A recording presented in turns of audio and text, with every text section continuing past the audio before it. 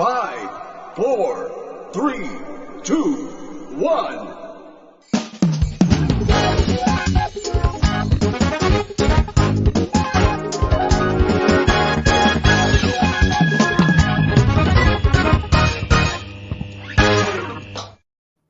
Hello, everyone. Welcome to the Gringo Show. So great to be with you tonight. We appreciate you tuning in because this is our final edition of the Gringo Show before we check out for our summer break. I will miss you, although my travel plan will likely be like any Fresa college student. I'll spend a summer in Europe, have a fling with a hot Italian, convince them to move to Mexico where they learn about how jealous I am that I am 22, but I still have a 2 a.m. curfew, that my friends from high school are annoying, and that we spend way too much time with the family. Then we'll break up and poof, there's a single Italian stuck in Mexico who thinks I'm nuts, but I likes it here and doesn't want to leave, so we'll seek a job in marketing. Where that's too complicated, I'll just take a little trip to Azcapotzalco, the place for people with big butts. Look it up in Wikipedia if you don't believe me. But before you do that, stay with us because we have a fantastic show for you tonight. We have on the show the official face of the U.S.-Mexico relationship. No, it's not me, although secretly I'd like to roam the streets in red, white, and blue, traje folklorico. Shh, don't tell anyone. And no, it's not Randy from Molotov. He's not the pinche gringo. He's a vegan. And it's not Selena. I don't want you to start crying because every time you mention her name in Mexico to anyone at any time, a tear falls and a flower dies somewhere. We have Roberto Velasco with us. He is the Director General of North America for the Mexican Secretary of Foreign Relations. So we'll be talking about the current and future state of the U.S.-Mexico relationship. We also have some other fun things to share. So don't scroll down your Facebook to see dogs acting like humans or your friend's 3-month-old alien-looking baby that, oh my God, he is so advanced for his age. We start tonight's show talking about this thing that's been a little annoying, you know, this COVID thing. For weeks before, around, and a little after the election, it seemed like things were getting better. Not a coincidence, by the way. I mean, we trust the numbers, right? The government says we are better, so we believe them, right? Send your kids back to school only for a few weeks till summer, right? Come on, Johnny, they say it's safe. Go. Here's an apple for your teacher, but don't give it to her unless you rub antibacterial gel all over it and deliver it to her using a drone. But a key lever that dictates how COVID is faring in your area has been promising, which is the amount of hospital beds that are available. In Mexico City, the number has hovered around 7 or 8%, which is good.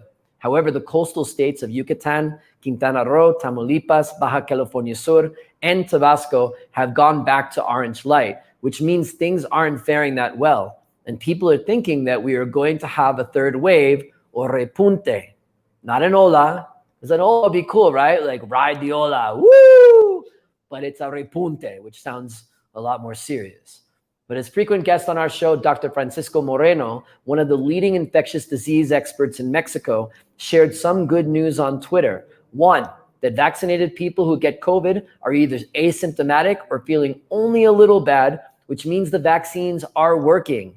And two, the vast majority of the new cases are from young people, which isn't all that bad. At least they're not sitting in their parents' house browsing Instagram and proclaiming, only losers have jobs. This is good news. Even though the vaccination is going slower than in the US, it's happening. I mean, the US is so aggressive right now. Los Angeles airport is giving shots to arriving travelers at the airport. But it's not all good news.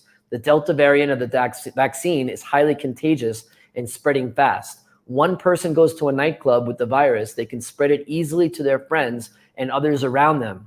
And the problem is, even though the vaccination program is happening, still a small percentage of the Mexican population is vaccinated, which brings a lot of risk and a sign that this isn't over until it's over.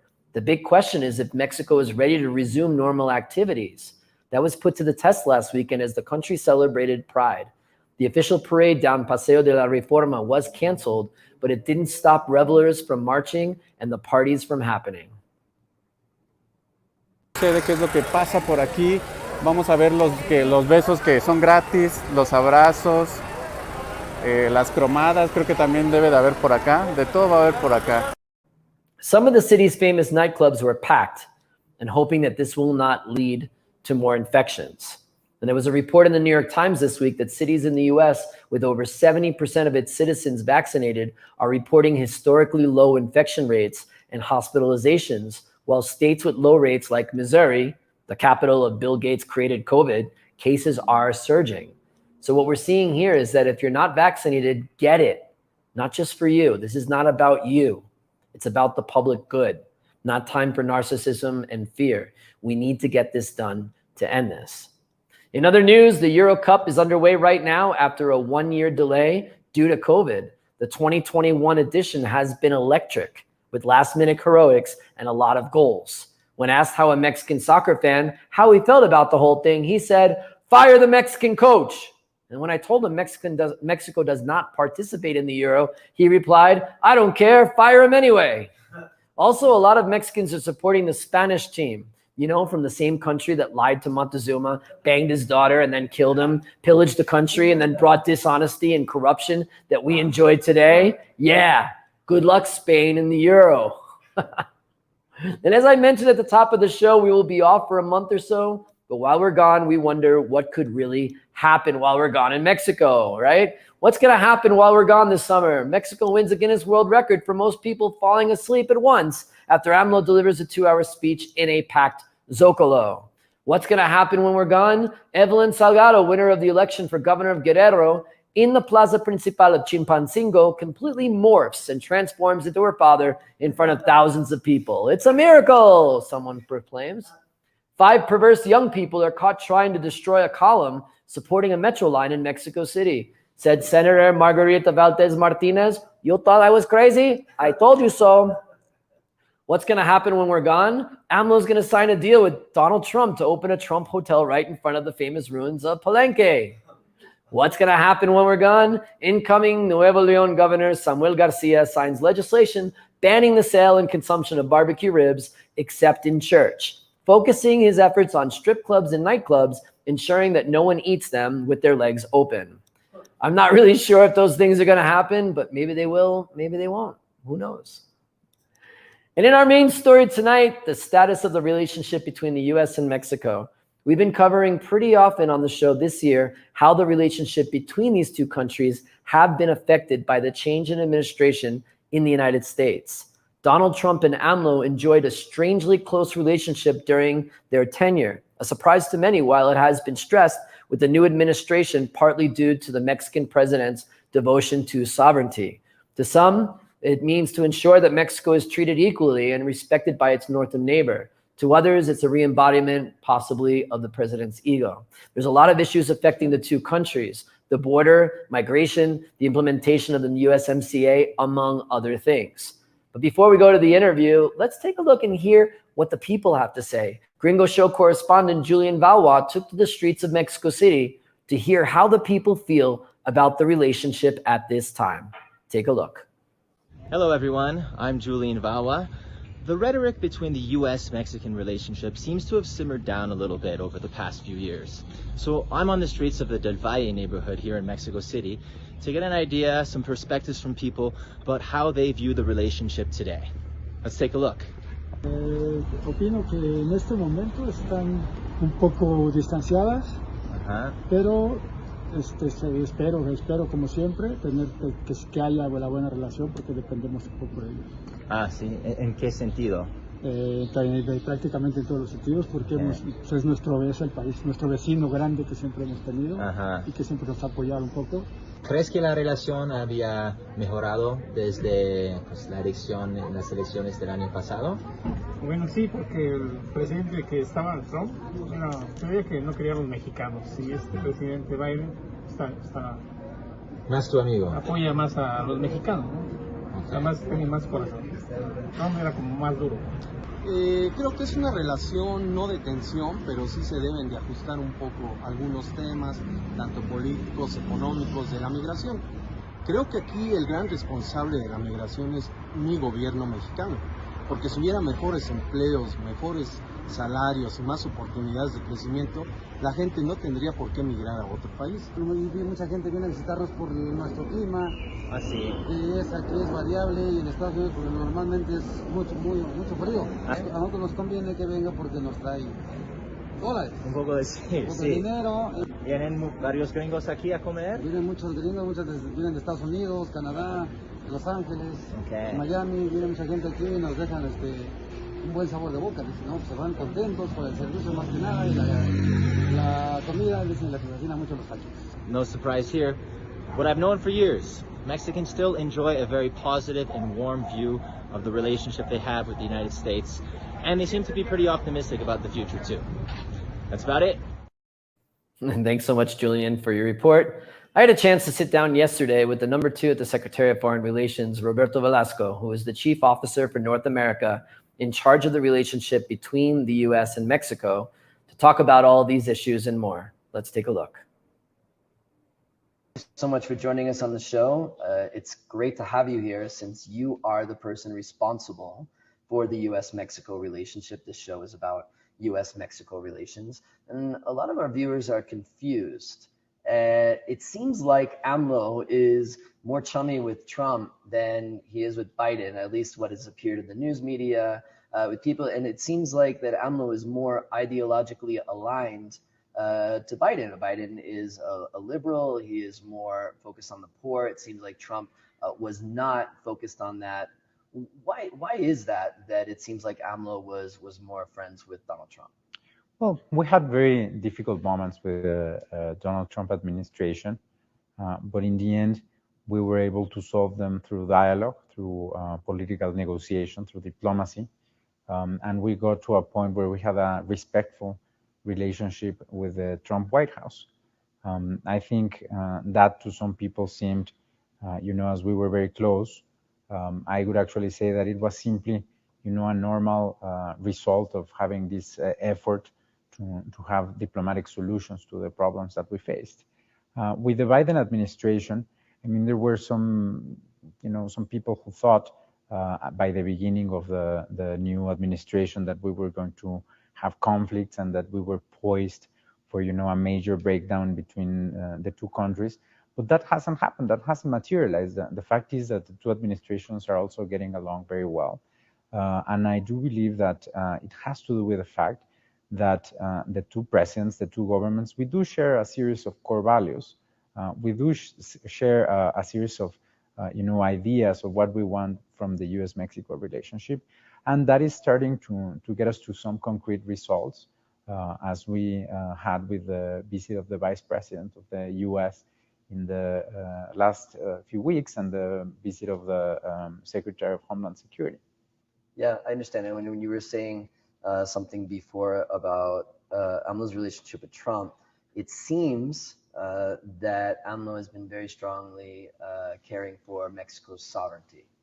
And what some critics are saying is that his passion about sovereignty has been, excuse my pun, trumping his passion about the ideology that the president's face, and a concern that the Biden administration would be more focused on Mexico's rule of law or labor relations or the things that have happened in USMCA, where Trump basically said, listen, help me protect the border and you can do whatever you want. Is this accurate?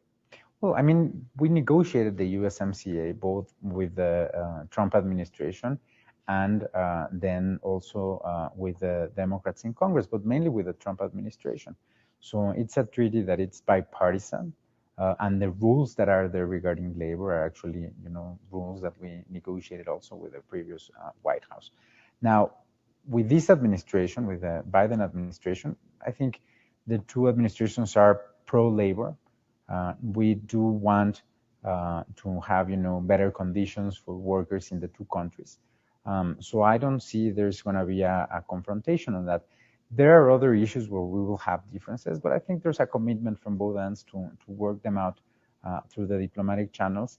And yes, of course, the president does care about Mexican sovereignty.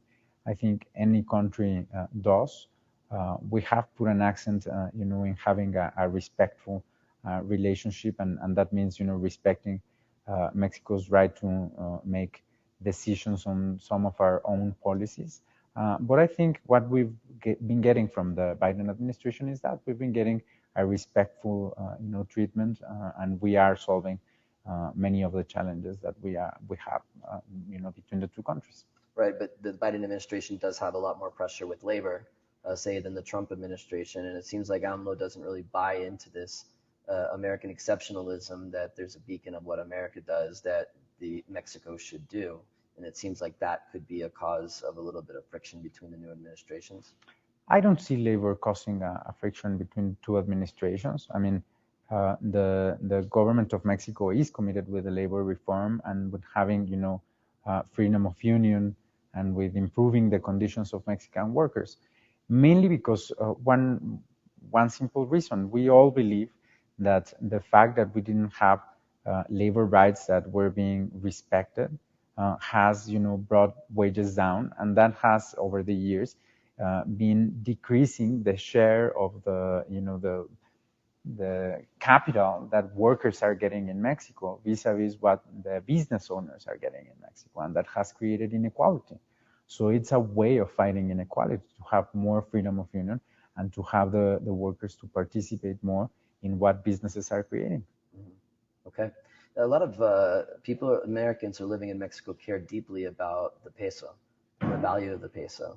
Tell me and I know this is an economic policy, but I know in foreign relations you also have some stake in that. What has been done to make sure that the economic situation has been stable with the peso? It's actually, I would contradict what we were saying a little bit. A lot of the value of the peso is determined by the stability of the U.S.-Mexico relationship, because most of our trade is with the United States of America. When we had the USMCA negotiation, whenever we had, the rounds, and whenever we had problems in the negotiation, you could see how the peso with spiral, and that created a very difficult situation for Mexico. So what we're doing in the foreign ministry in that sense is, as long as we have a stable relationship with the United States, that contributes to the economic stability of Mexico and to the economic stability of our currency.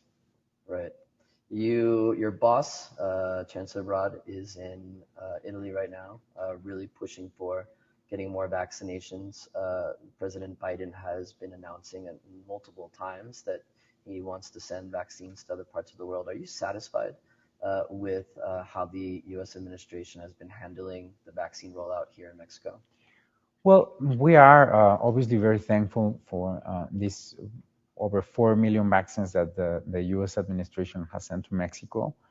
We are also very happy to see now that the U.S. is sending vaccines to other countries in the world, in Central America and in other places. So that's something that we certainly celebrate.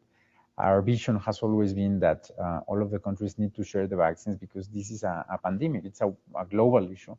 It's not an issue of one country. So we need to take some measures to have, an equitable access throughout the world to the vaccines. And we're happy to see that the Biden administration is taking that seriously, and that it's now participating in COVAX and sending all these vaccines. And Mexico is doing the same as well. We've been sending now vaccines to the Caribbean, to South America, and to Central America, as a part of this commitment with sharing the vaccines between all the countries, not just the vaccine producing countries or the rich countries. Right. Okay. Tell me more about the ambassadors. Right now, we know that Ken Salazar has been nominated to be the ambassador of Mexico. And the last two ambassadors had very different styles, where Roberta Jacobson, an Obama nominee, was very focused on policy. She was a State Department employee for a long time. And then we had Christopher Landau, who was really great about embracing Mexico and the relationship, but there wasn't a ton of things that happened in policy. What are you looking forward to with Ken Salazar? He was a senator. He was the secretary of the Department of Interior.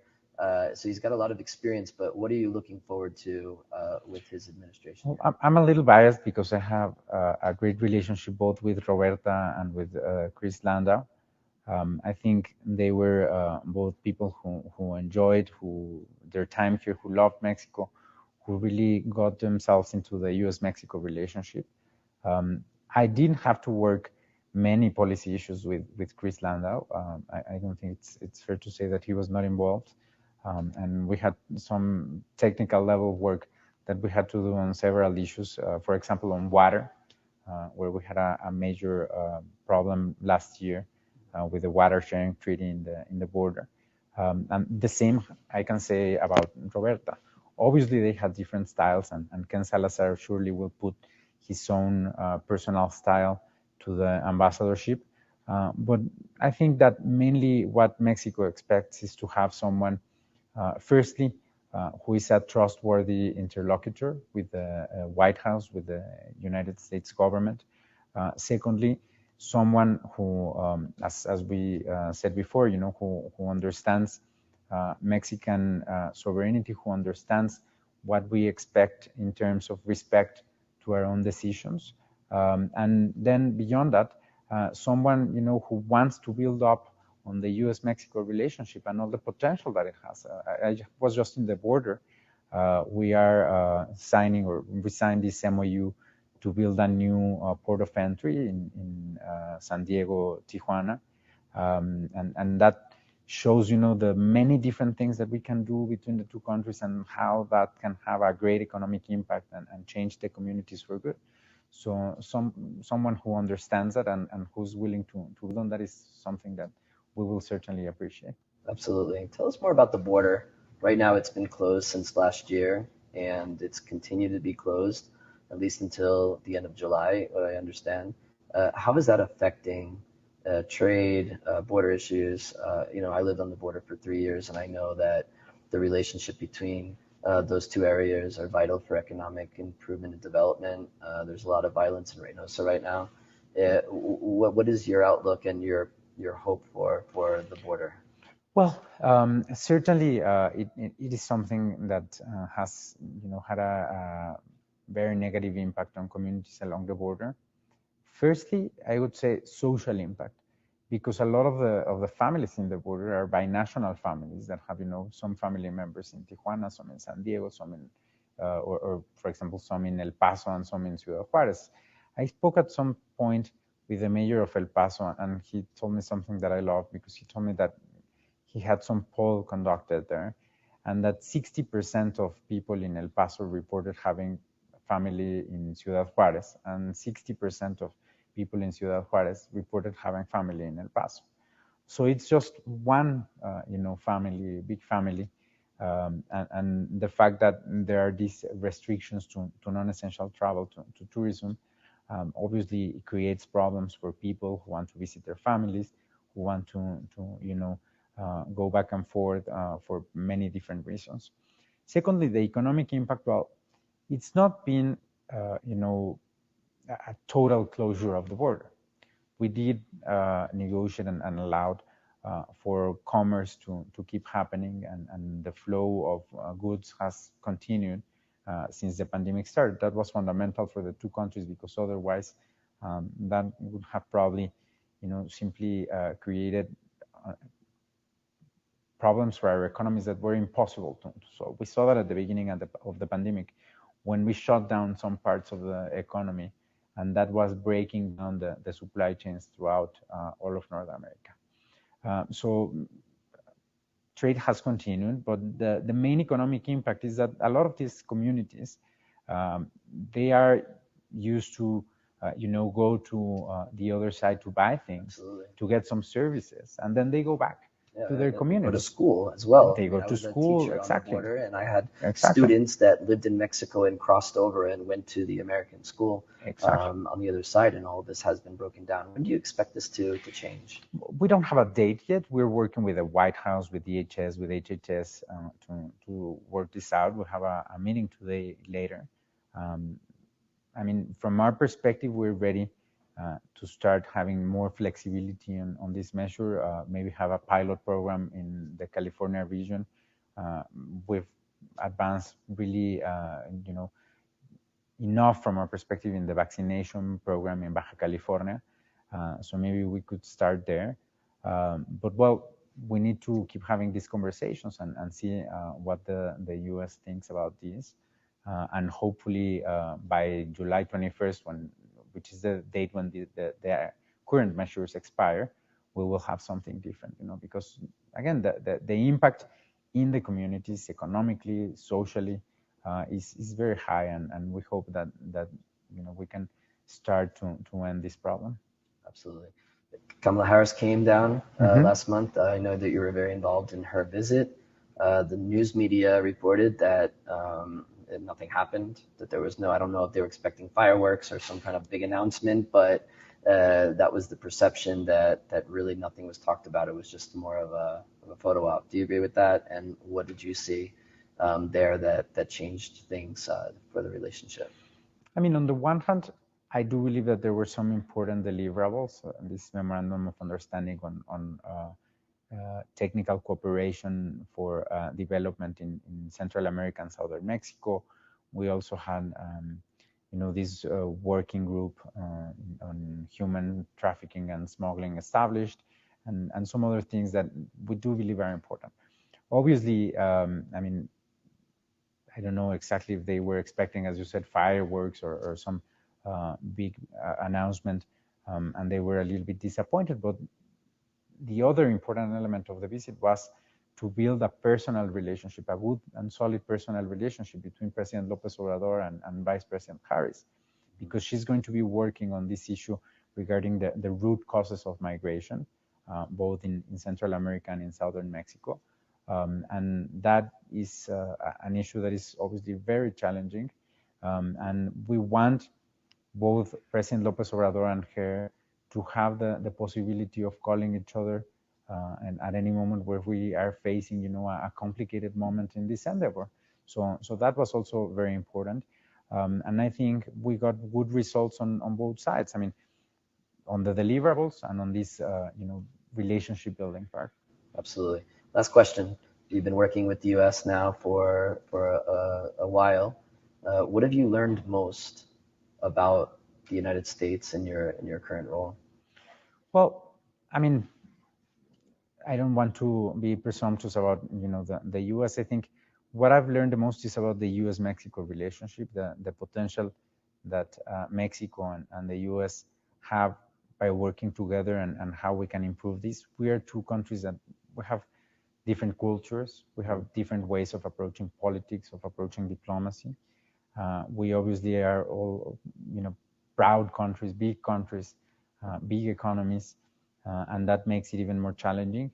But what I've learned is that the two countries do understand that we need to work together, that the people in the two countries not only understand this, but they want to work together because they understand that it's in their benefit. All the people in the border, for example, they know that there's no future if we don't work together to solve all of these different challenges that we have in that region, and that we will be more prosperous and richer if we do so. So I think that has been the main lesson, that there are all these challenges just because of the sheer size of the border, which is, I always say this, but it's the size, similar to the size of the linear distance between Madrid and Moscow. So obviously, it will never be easy to manage a territory as big as that. And just because of that, we will have many problems along the line. But naturally, we have those challenges, but people understand that we need to figure them out, and we need to do so through diplomacy. And we have a great human capital on both sides of the border now that wants to work that out. As you, for example, I mean, we have a very big community of US people here in Mexico. There's a very big community in the United States. Absolutely. So I'm sure that the relationship will keep improving over time. Right. Maybe next time Vice President Harris comes, you should take her to a Pumas game and give her cueritas, or maybe to a taqueria to really get her to understand. Well, actually, while she was leaving, she told us that she has been here in Mexico a few times. She has some family here in Mexico. To Mexico City, or has she been to Cancun? That's what we discussed. We told her next time we'll take you to Oaxaca. Exactly, right. She needs to go deep into Mexico to understand it just as much as we do, and love it. You say 1 million Americans. I know there are many Americans here in Mexico who really love it and feel like it's their country, which is why your work and the work of ensuring that the relationship is strong and a good understanding is super important for all of us. So thank you so much, Roberto, for joining us. Roberto Velasco, we appreciate your time. All right. That was Roberto Velasquez from the Secretary of Foreign Relations. We really appreciate him taking the time with us to share all of his thoughts on the relationship. So today is July 1st, which means it's Independence Day season. So many countries celebrating their country's births. While July was a popular month for people to separate from their mother countries, maybe it's the heat, I don't know. But the United States is celebrating its 245th birthday, coincidentally the same age as Chabelo. Chabelo, did I say like a gringo? Chabelo. If you're looking for a place to enjoy this day, our sponsor, Pinche Gringo Barbecue, is throwing its 8th annual 4th of July celebration with music, great food, and its famous brisket eating contest. Let's go to Gringo Show correspondent Laila Garcia Mora with more details on this exciting event. Thank you, Dan. Well, today I'm at the beautiful warehouse location, where, as you can see, we are ready to celebrate the 4th of July.